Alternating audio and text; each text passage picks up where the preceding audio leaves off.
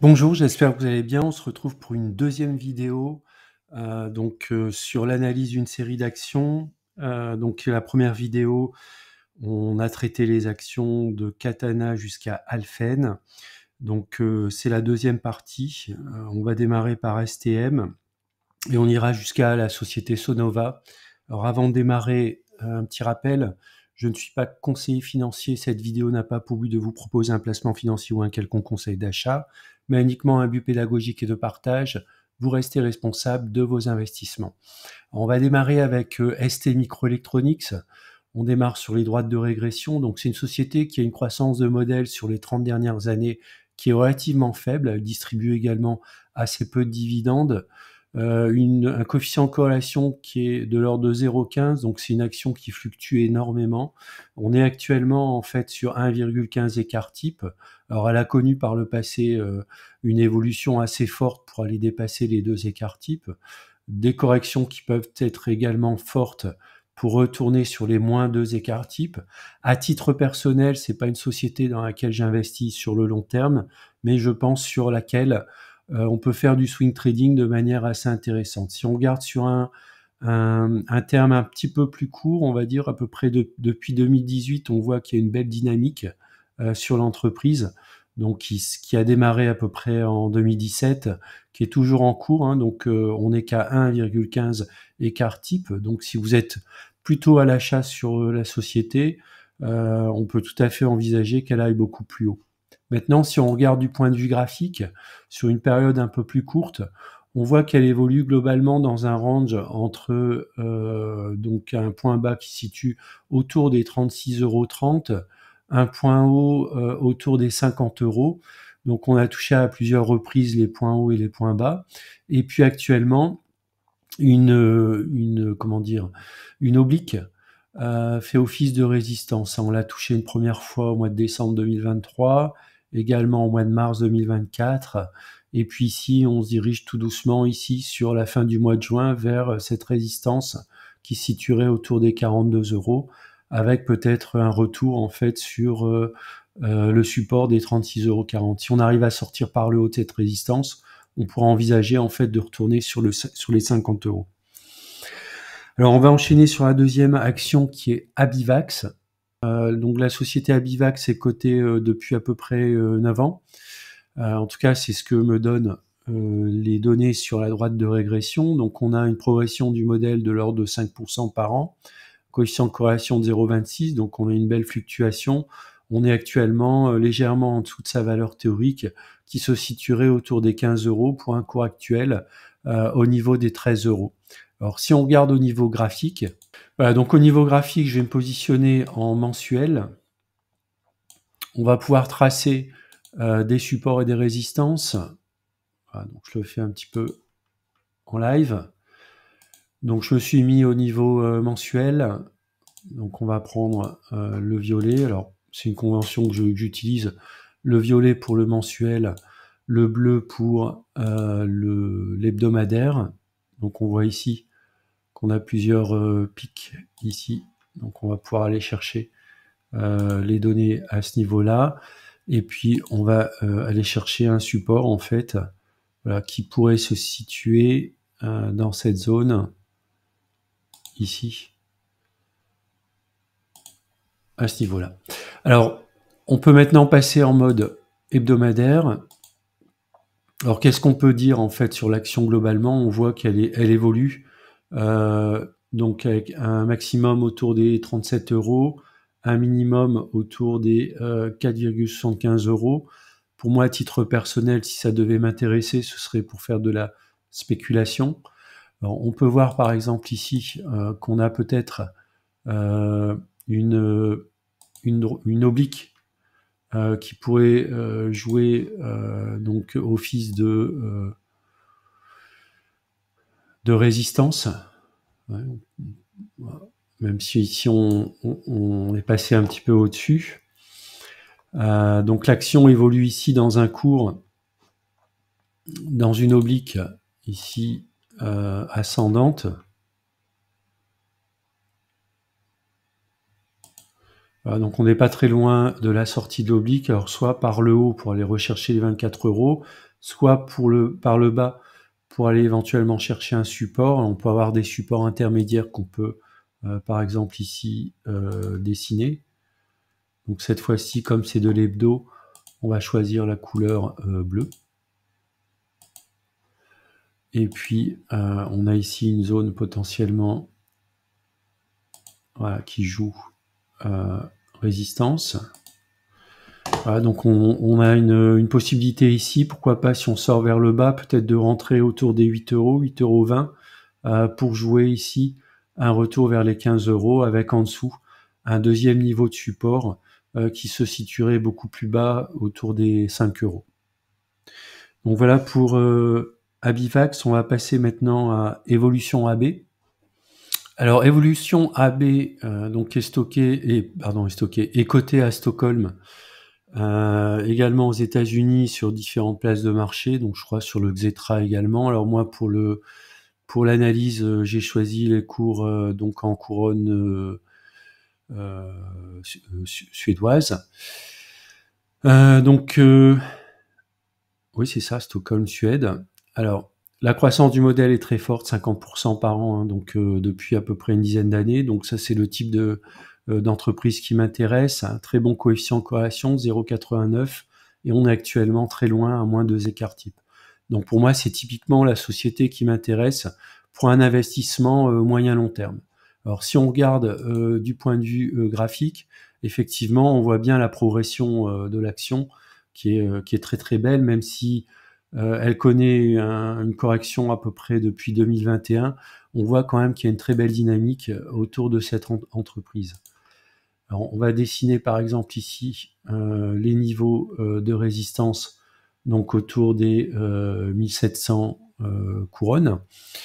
On va avoir un niveau de support ici, alors un petit peu plus bas à ce niveau-là, voilà, au niveau des 844, qui pourrait, semble-t-il, être un bon point d'entrée. Alors là, je vais changer la couleur, hein, je vais le mettre en violet pour du mensuel, ici également. Voilà, on peut également voir, il y a un niveau intermédiaire qui est celui-là, ici, qui me paraît également intéressant. On voit également qu'il y a une présence d'une oblique. Là, on peut voir ici cette oblique. Voilà, si on décale un petit peu dans le temps.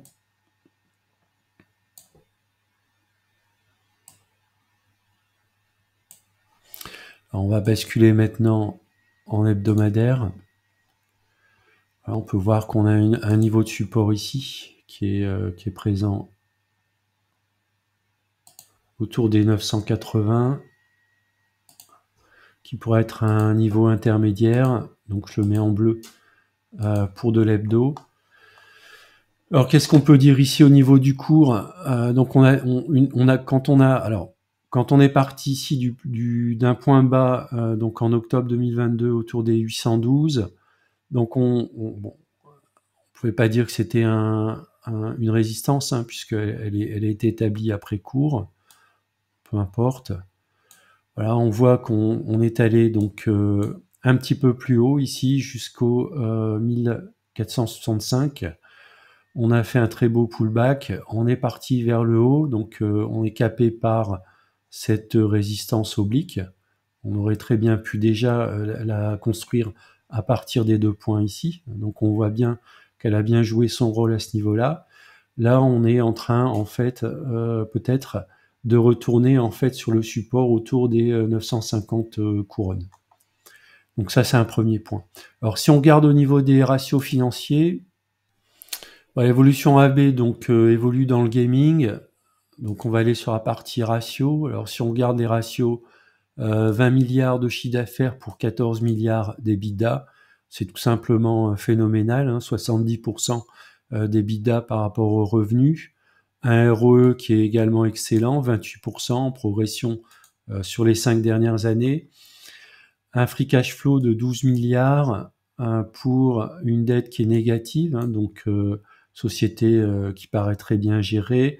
La distribution, alors La distribution d'un dividende qui est également très bien, 50%, 29 couronnes, 67. Alors je ne sais pas ce que ça peut donner en pourcentage. En tout cas, les ratios sont très bons avec une marge nette de 59%. Voilà. Alors qu'est-ce qui peut expliquer la correction récente au niveau graphique? Alors, il faudrait creuser un peu plus sur le rapport annuel ou sur le news flow. En tout cas, même au cours actuel, hein, si on regarde le cockpit, pour moi, c'est une opportunité vraiment très intéressante de rentrer sur Evolution AB, une société que je ne connais pas pour ma part. On va passer maintenant à la société Salesforce. Alors Salesforce, c'est une société comme Apple qui fait partie du Dow Jones, même si c'est une valeur technologique, éditeur de logiciels, principalement de CRM, mais pas seulement, avec une belle plateforme qui permet de développer des applications autour du CRM. Une croissance du modèle de 21%, très bon coefficient de corrélation, donc ça c'est quelque chose que j'aime bien. Progression sur un an de 12%, 55% sur 5 ans, et on est actuellement très bas en fait. Hein. Donc potentiellement on peut voir une opportunité de rentrer sur Salesforce.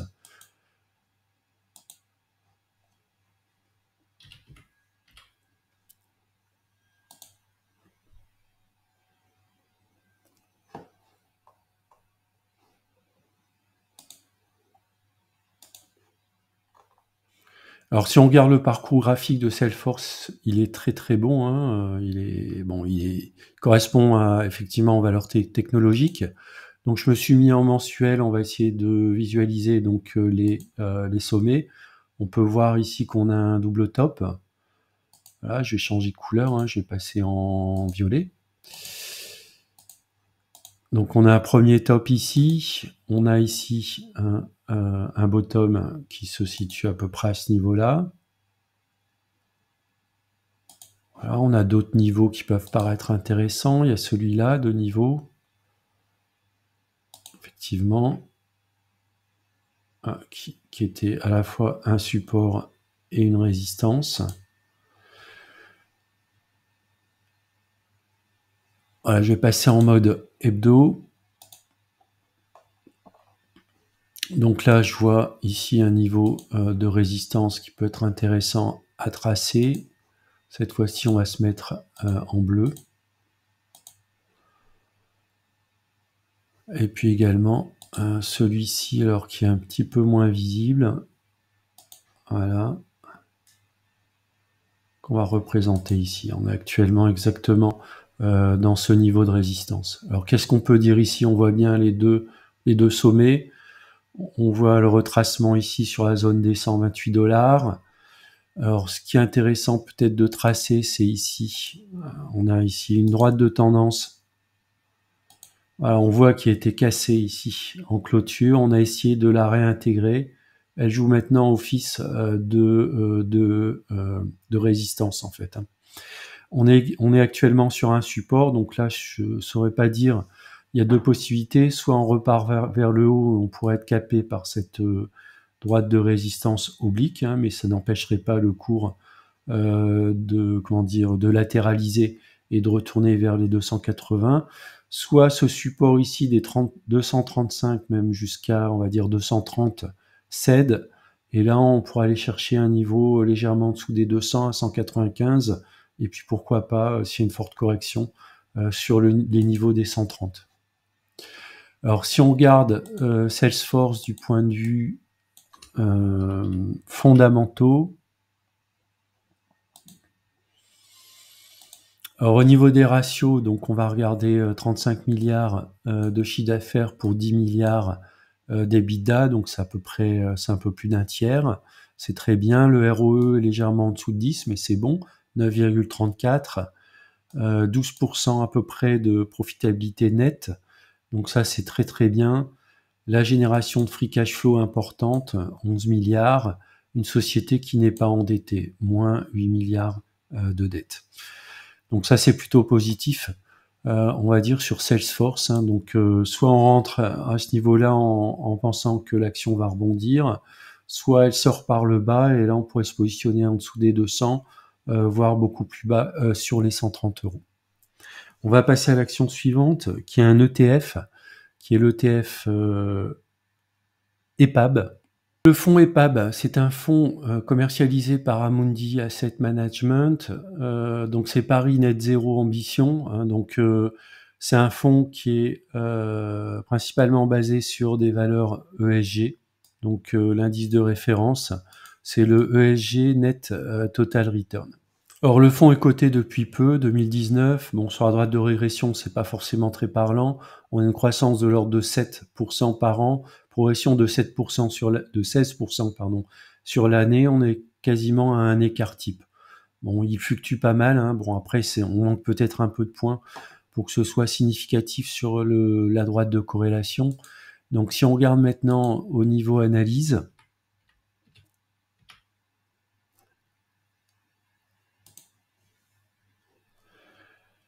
on peut voir effectivement qu'il y a quand même une belle progression du fonds, hein, historiquement, ici.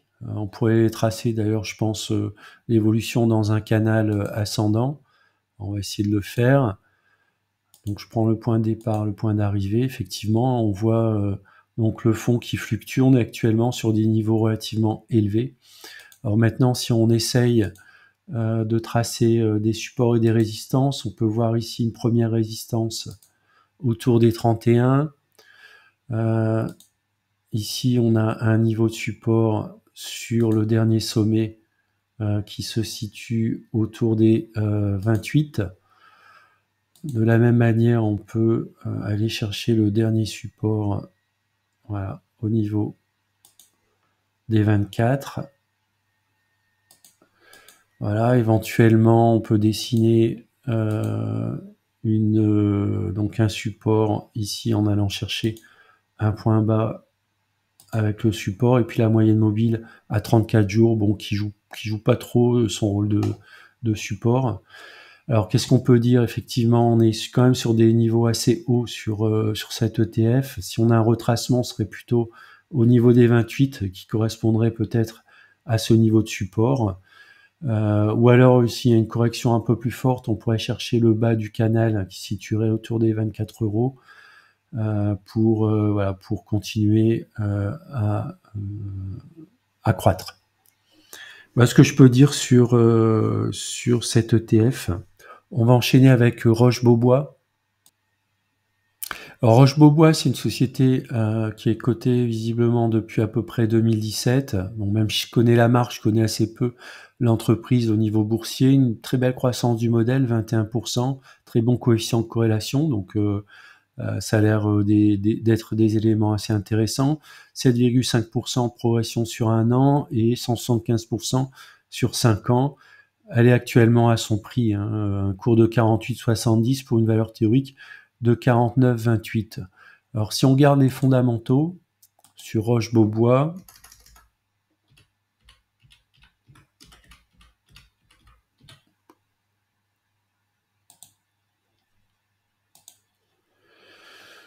alors Roche-Beaubois, donc un revenu de 429 millions d'euros pour un EBITDA de 87 millions d'euros, donc c'est à peu près 20%. Oui, c'est ça, 20%. Très bon ROE, 32%. Par contre, une marge nette de l'ordre de 7%. Bon, c'est quand même pas mal. La génération d'un free cash flow de 5 millions, qui est relativement faible compte tenu de l'EBITDA. Et puis une dette de 140 millions d'euros. Donc c'est peut-être le point négatif, on va dire. C'est le ratio entre le free cash flow et la dette qui me paraît quand même assez importante par rapport au free cash flow.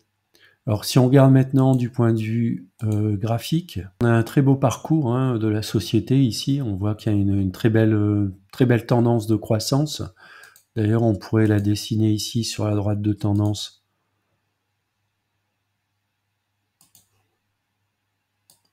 Qui se situe à peu près ici. Alors on va essayer de dessiner donc des supports et des résistances. Donc au niveau de la résistance ici, une résistance mensuelle qu'on peut identifier au niveau des 54 euros. On va avoir une deuxième résistance qui est en fait ici un support qu'on peut situer dans la zone des 40 €, et puis un petit peu plus bas, qui peut situer à peu près à ce niveau-là.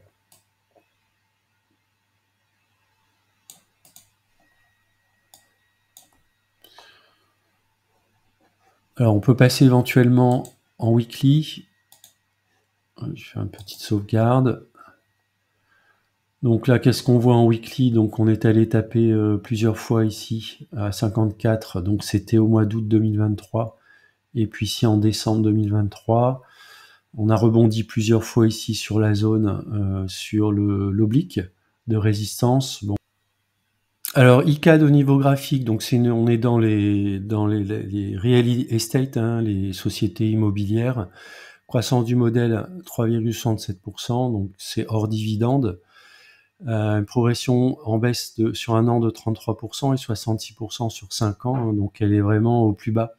Donc si vous pensez que c'est une société qui va rebondir, eh bien ça peut être intéressant de rentrer à ces niveaux de prix, puisqu'on est à 2,5, moins 2,5 écart type. Si on regarde maintenant du point de vue purement graphique, on voit quand même depuis un plus haut en février 2020, on a quand même cette oblique baissière qui joue vraiment son rôle de repoussoir, hein. Chaque fois que la société s'est approchée de cette oblique, et bien derrière, il y a eu une baisse continue en fait du cours. Donc que dire en fait? On a un niveau de support ici très bas autour des 23 €. Bon, tant qu'on casse pas ici cette oblique baissière, à mon avis, en tant qu'investisseur, ce sera un bon signal en fait pour rentrer à nouveau sur l'action, si on a un biais positif et une reconquête en fait de toutes les résistances qui ont été cassées les unes après les autres depuis 2020. On va passer à la société suivante qui est Arcure. Alors la société Arcure, une small cap dans le domaine de la détection sur les engins de chantier. Elle communique beaucoup sur l'IA et notamment la vision et la sécurité. Croissance du modèle moins 10%. Par contre, elle booste depuis un an, hein. Donc pour ceux qui sont rentrés ici à ce niveau-là en début 2024, l'entreprise connaît une progression phénoménale sur un an, plus 150%, et moins 10% sur 5 ans. Alors si on regarde maintenant du point de vue graphique, effectivement on peut le voir, on a une hausse qui est vertigineuse ici depuis la fin de l'année 2023, début de l'année 2024. Donc si on essaye de dessiner des zones de résistance, donc on en a une qui correspond plus ou moins au niveau lors de l'introduction de l'entreprise. Alors un petit peu plus bas, on va aller chercher donc des niveaux qui étaient des sommets historiques. On en a un ici par exemple.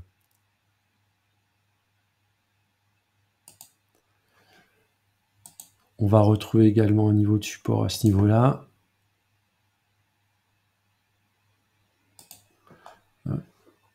Et puis on va dessiner également un support un petit peu plus bas voilà, à ce niveau-là.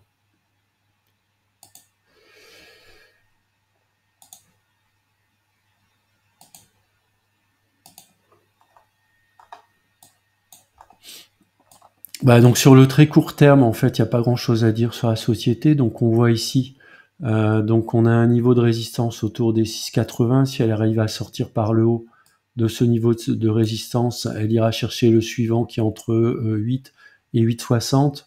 On voit ici un niveau de support hein, qui correspond ici, si on va chercher un petit peu plus loin, à un pic du 3 février 2021. D'ailleurs, le niveau de support a bien joué ici, hein, sur la toupie qu'on voit, c'est en hebdo. Sur la semaine du 3 juin, on est allé chercher ce niveau de support pour repartir tout de suite, ce qui est plutôt positif. Donc voilà, là, je sais pas trop quoi dire sur cette action. Pour ceux qui sont rentrés au début de l'année, bien bravo, en fait, hein, vous êtes sur un très beau trend. Voilà, on peut faire la tendance ici. Voilà, donc à mon avis, tant qu'on est de ce côté-là, en fait, de la progression, eh bien, on peut jouer du trend following sur cette société Arcure. On va passer à la société suivante qui est la SBM, la Société des Bains de Mer.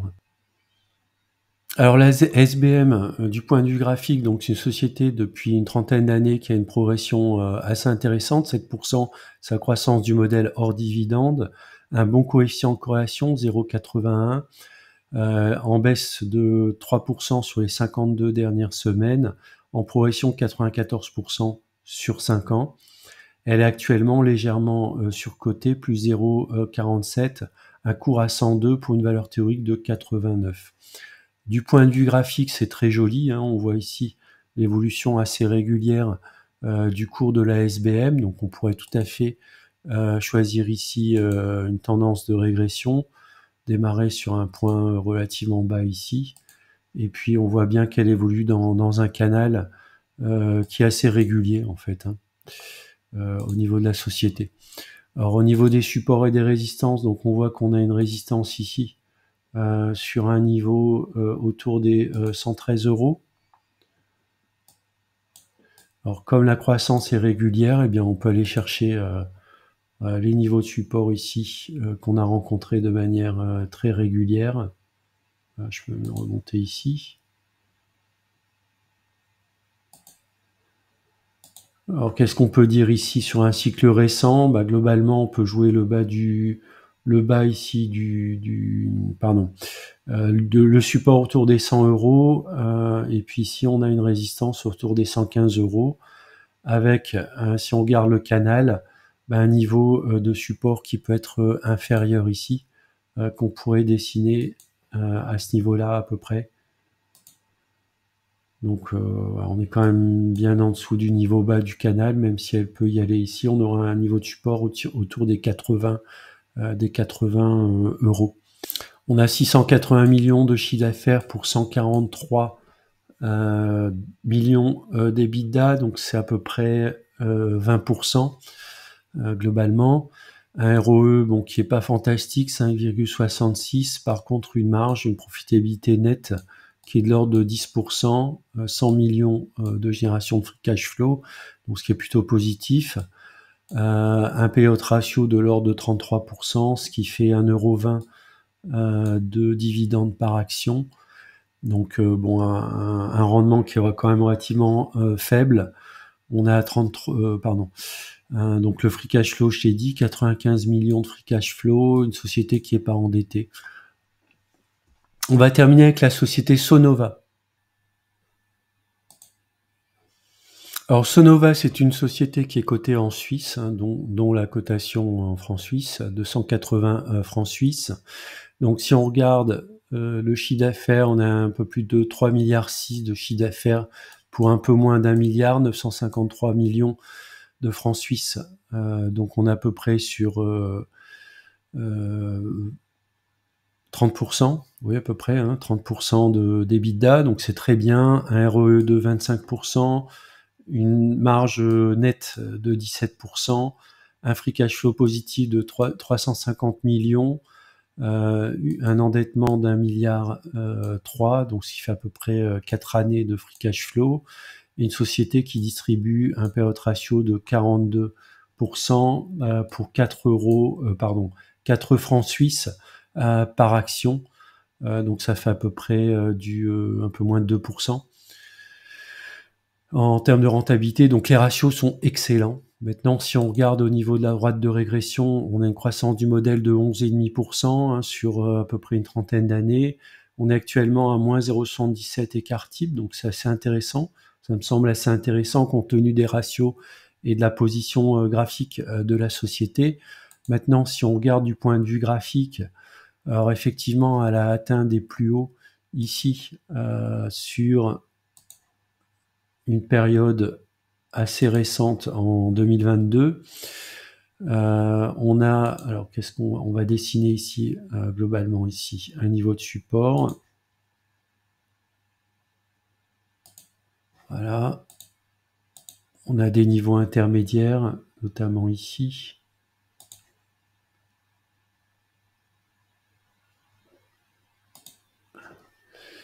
Et puis peut-être qu'on peut également dessiner une oblique. Est-ce qu'on peut la mettre? à ce niveau-là. Ouais, même beaucoup plus haute que ça en fait. Voilà. Voilà, qui pourrait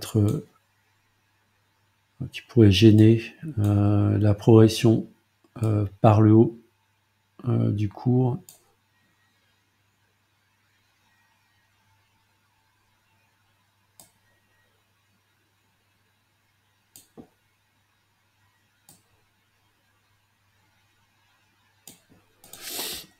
Bah, donc ce qu'on peut voir ici, alors ce qui est assez intéressant, alors je vais peut-être le dessiner.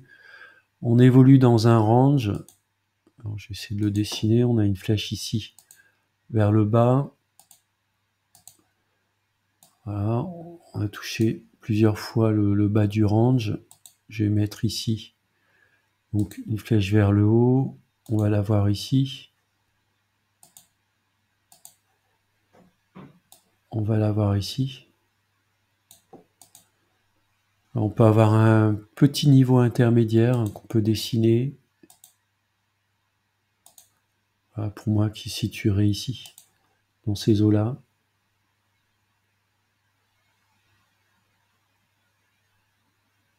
Voilà, c'est un peu large, mais on aura un niveau ici, un potentiel niveau de support. On voit ici, il a joué son rôle de support. Également ici, là on l'a traversé, on est revenu dessus, on l'a retraversé. Et puis ici, il a rejoué un niveau de support. On pourrait affiner, hein, faire des choses peut-être un peu plus fines. Voilà, en baissant un petit peu ici. Oh, quoique. Non, je vais le laisser comme ça en fait. Voilà, donc alors on peut peut-être attendre un retour ici sur les 248, éventuellement si on est un peu défaitiste sur la zone des 206, ça pourrait être un bon point d'entrée, sachant qu'il faut faire attention à cette diagonale qui peut jouer un rôle en fait de résistance oblique sur Sonovan qui est une très belle entreprise. Voilà, c'est la fin de la vidéo. N'hésitez pas à mettre des commentaires si vous souhaitez. Et puis, je vous dis à bientôt pour une prochaine vidéo.